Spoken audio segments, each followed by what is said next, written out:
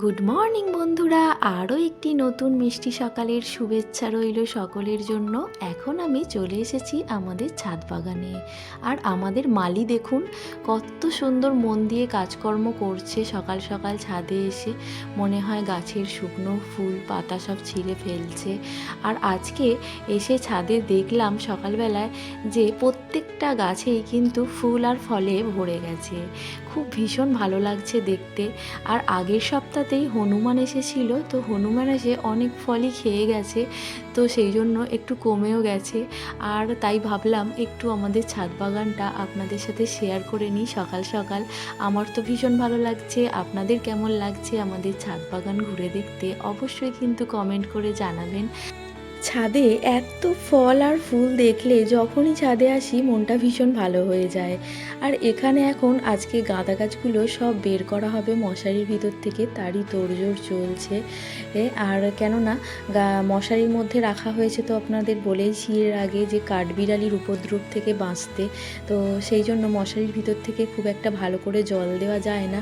আর আজকে সমস্ত গাছগুলো খুব ভালো করে স্নান করানো হবে, তাই জন্য সমস্ত গাঁদা গাছগুলো কিন্তু বাইরে বের করা হয়েছে। আর প্রত্যেকটা গাছেই কিন্তু বেশ অনেক ফুল হয়েছে, দেখতে কিন্তু ভীষণ ভালো লাগছে। শীতকাল মানে গাঁদা ফুলটা সত্যি মনটা ভরিয়ে দেয়। আর এইদিকে তো পেটুনিয়া প্রচুর হয়ে গিয়েছে। আর এখানে আখ গাছগুলো বেশ বড় বড় হয়ে গিয়েছে, আর কদিন পরেই মনে হয় আখের রস খেতে পারবো। গোলাপ গাছেও অনেক কুঁড়ি চলে এসেছে। আর এইদিকে আমাদের কিছু ক্যাকটাস রয়েছে।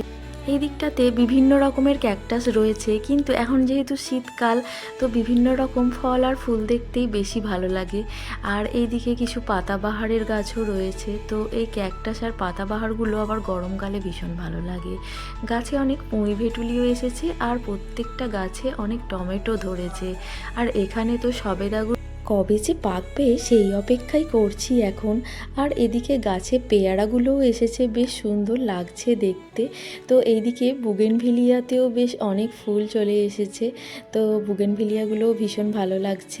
আর 12 মাসি আম গাছেও মুকুল এসে গেছে। তো আজকে সকালবেলায় আমাদের ছাদ বাগান কেমন লাগলো সেটা অবশ্যই কমেন্ট করে জানাবেন। টাটা সবাইকে।